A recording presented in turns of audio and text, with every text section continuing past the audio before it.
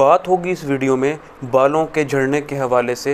ये एक ऐसा कॉमन इशू है, यंग पॉपुलेशन इसकी वजह से ज़्यादा इफ़ेक्ट हो रही है। अब बाल गिरना डायरेक्टली कोई ऐसी बीमारी नहीं है, इस चीज़ की इलामत है कि आप ऐसे मसाइल आपकी बॉडी के साथ दरपेश हैं जिनकी वजह से ये बाल आपके झड़ना शुरू हो गए हैं।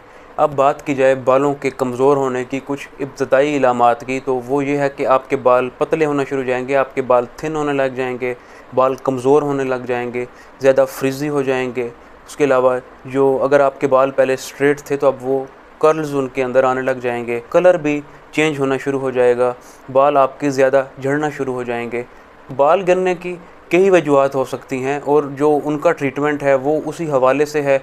अब इस वीडियो में मैं आपको कुछ ऐसे जनरलाइज ट्रीटमेंट बताऊंगा जो आप चाहे आपके बाल जिस वजह से भी गिर रहे हों तो आप एक तो उस वजह को भी रूल आउट कर पाएंगे, और जो इन ट्रीटमेंट ऑप्शंस को अगर आप अपनी डेली लाइफ में एप्लीकेबल करेंगे तो इस प्रॉब्लम से भी आप ज़रूर बच सकेंगे। जो बाल गिरने की मोस्ट कॉमन रीज़न्स हैं उनमें सर फहरिस्त है इन्वायरमेंटल पोल्यूशन।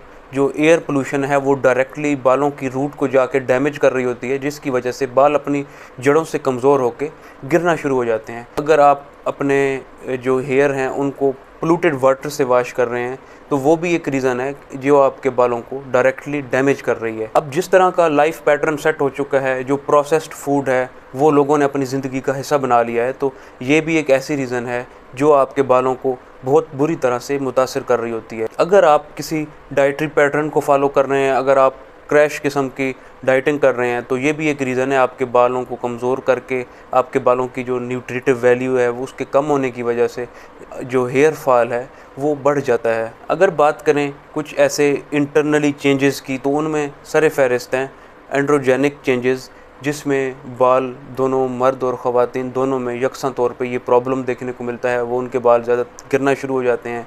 अगर बॉडी के अंदर कॉर्टिसोल का लेवल रेज्ड है, इंसुलिन का लेवल रेज्ड है, इंसुलिन लाइक ग्रोथ फैक्टर जो जिगर के अंदर बन रहा होता है, अगर उसका लेवल रेज है, अब इसका लेवल कार्ब्स डाइट की वजह से रेज होता है। अगर आप कार्बोहाइड्रेट को अपनी डाइट में अपने ज़्यादा ऐड किया हुआ है, जो कार्बोहाइड्रेट होते हैं वो डायरेक्टली भी बालों के गिरने की वजह बन रहे होते हैं। इसके अलावा उनकी वजह से जो बॉडी के अंदर डिफरेंट हार्मोन्स की सिक्रीशन हो रही होती है, तो वो भी इसको बालों के कमज़ोर होने और गिरने की एक और वजह बन रहे होते हैं। अब सिंथेटिक वाइटामिन अक्सर लोग इसलिए उनका इंटेक कर रहे होते हैं कि वो आपकी बॉडी के अंदर कोई ऐसी रातों रात चेंजेस ले आएगी, आपकी बॉडी से ज़्यादा स्ट्रॉन्ग हो जाएगी। अगर आप हेयर्स के लिए जो वाइटामिन्स का इंटेक है आपने वो अपनी रूटीन में ऐड किया हुआ है, तो जो सिंथेटिक वाइटामिन्स होते हैं वो बल्कि बालों के गिरने की वजह बन रहे होते हैं, बालों को कमज़ोर कर रहे होते हैं। उनके अंदर ऐसे टॉक्सिक केमिकल्स पाए जाते हैं जो कि आपकी सेहत को बहुत बुरी तरह से मुतासर कर रहे होते हैं। इम्यूनोसप्रेसेंट मेडिसिन, कीमोथेरेपी अगर किसी पेशेंट की चल रही है तो उसके बाल भी बहुत बुरी तरह से मुतासर हो रहे होते हैं। अगर आप कोई ब्लड प्रेशर की मेडिसिन ले रहे हैं, स्टैटिन ड्रग्स ले रहे हैं, बॉडी में से लिपिड्स को कम करने के लिए, आप कोई ऐसे हाइपरलिपिडीमिया से प्रिवेंट करने के लिए कुछ ऐसे ड्रग्स ले रहे हैं, तो उनको काफ़ी चेक एंड बैलेंस के साथ उनकी डोज को मॉनिटर करके लेना चाहिए, क्योंकि वो डिफरेंट बॉडी के अंदर डैमेजिंग इफ़ेक्ट्स दिखाने के साथ साथ हेयर फॉल भी करवा रहे होते हैं। फीमेल्स पेशेंट के अंदर जो एक और वजह है बालों के गिरने की, वो बर्थ कंट्रोल पिल्स हैं, उनकी वजह से भी बाल गिर रहे होते हैं। अब बॉडी के अंदर इन्फ्लेमेशन को कम करवाने के लिए जो non steroidal anti inflammatory drugs हैं, अगर वो कोई पेशेंट ले रहा है तो वो भी चेक एंड बैलेंस के साथ लेना चाहिए, क्योंकि ये ना सिर्फ आपके मैदे को मुतासर कर रहा होता है, आपके बालों को भी उसके साथ मुतासर कर रहा होता है। अब ये तो थे कुछ इन्वायरमेंटल इफ़ेक्ट्स और जो मेडिकेशन की वजह से चेंजेस आ रही थी। अगर किसी और डिज़ीज़ की बात की जाए जिसमें बाल बहुत ज़्यादा झड़ना शुरू हो जाते हैं, तो उनमें हाइपोथायरॉयडिज़म है, अल्कोहलिक और either non alcoholic fatty liver develop हो चुका है, तो वो भी बाल गिरने की एक वजह हो सकती है। ऐसी ऑटो इम्यून डिजीज़ हैं जो कि आपके डिफरेंट बॉडी टिश्यूज़ को मुतासर करने के साथ साथ आपके बालों को भी मुतासर कर रही होती हैं। नॉन मेडिकल जो डाइटरी सप्लीमेंटेशन है बालों को गिरने से रोकने के लिए, अगर हम उसकी बात करें तो इससे पहले ये बताना बेहद ज़रूरी है कि जो डिफरेंट सीरम्स आप ले रहे होते हैं बालों पे लगाने के लिए, तो अगर उनकी बजाय आप ये डाइटरी आइटम्स अपनी जो डेली लाइफ का पैटर्न है उसमें इनको ऐड कर दें तो आपको कई गुना ज़्यादा अच्छे इफ़ेक्ट देखने को मिलेंगे। सप्लीमेंट्स में सारे फहरिस्त हैं vitamins, minerals, zinc, iron, sodium, magnesium, vitamin A, vitamin D, vitamin B7 जिसको बायोटिन भी कहा जाता है। इसके अलावा अगर आप हाई प्रोटीनिशियस डाइट को आप प्रेफर कर रहे हैं, इसके अलावा एग्स को भी आप प्रेफर कर रहे हैं, तो ये वो डाइटरी आइटम्स हैं जो कि डायरेक्टली रिच इन बायोटिन हैं, विटामिन रिच हैं, जिंक भी इनमें पाया जाता है।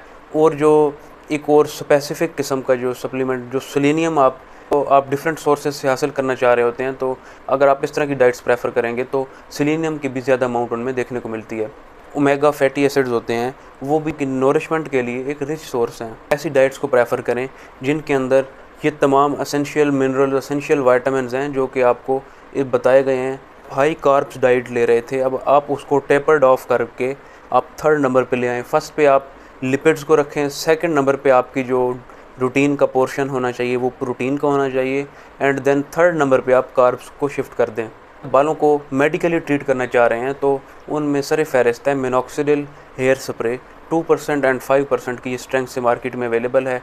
अब वैसे तो ये हाइपरटेंशन के पेशेंट की मेडिसिन है, तो इसका काम ये होता है कि ये वेसल्स को डायलेट कर देती है। अगर आप टॉपिकली उसका स्प्रे बालों की जड़ों के अंदर करेंगे तो ये उस एरिया में ब्लड वेसल्स को डायलेट कर देगा, जिसका फ़ायदा ये होगा कि आपके हेयर्स की तरफ ब्लड फ्लो ज़्यादा जाएगा, जिसका नतीजा ये निकलेगा कि आपके हेयर्स ज़्यादा जो न्यूट्रिटिव वैल्यू है वो हासिल कर पाएंगे, आपके हेयर स्ट्रॉन्ग होंगे, तो वो बाल गिरने से बच जाएंगे। मेल्स के अंदर जो टेस्टोस्टेरोन है वो डायरेक्टली वजह बन रहा होता है बालों के गिरने की। जो एक्टिव फॉर्म है DHT डाइहाइड्रोक्सी टेस्टोस्टेरोन, अब उसको इनहिबिट करना मकसद है, तो उसके लिए जो मेडिसिन है वो फिनेस्टेराइड है। ये टेस्टोस्टेरोन को जो एक्टिव फॉर्म है उसकी, ये उसमें कन्वर्ट होने से रोक देता है। अब जो बाल आपके टेस्टोस्टेरोन की वजह से गिर रहे थे, जो टेस्टोस्टेरोन के रिसेप्टर्स थे आपके बालों के एरिया में वो ज़्यादा हो चुके थे, तो जब आप ये फिनेस्टेराइड टैबलेट को आप लेना शुरू करेंगे तो वो जो रिसेप्टर्स काउंट था वो कम होगा, क्योंकि टेस्टोस्टेरोन अपनी एक्टिव फॉर्म में भी प्रॉपरली नहीं आएगा। तो अगर रिसेप्टर काउंट कम ना भी हो तो वहाँ पे ये जाके अटैक नहीं कर पाएगा, जिसकी वजह से आपके बालों के गिरने में भी कमी वाक़ई होगी। प्रॉपर ट्रीटमेंट है, जो प्रॉपर प्लान है आप अपने हेयर फॉल्स को मैनेज करने के लिए जो करना चाहते हैं, तो सबसे पहले आपको किसी करीबी डर्माटोलॉजिस्ट से कंसल्ट करना चाहिए, ताकि आप ये जान पाएँ आपके बालों की गिरने की वजह क्या है, और जो प्रॉपर मेडिसिन है प्रॉपर डोजेज के साथ आप शुरू करवा पाएँ। और आपको ये भी पता चल जाएगा कि कौन सा जो बालों के गिरने से रोकने का पैटर्न है, कौन सी ऐसी मेडिसिन या आपको ट्रीटमेंट प्लान फॉलो करना है, तो उसके रेलिवेंट प्लान भी आप फॉलो कर पाएंगे। और जल्द से जल्द जो ये प्रॉब्लम था आपके बालों के झड़ने का, तो आप उसको टाइमली रिजॉल्व भी कर पाएंगे।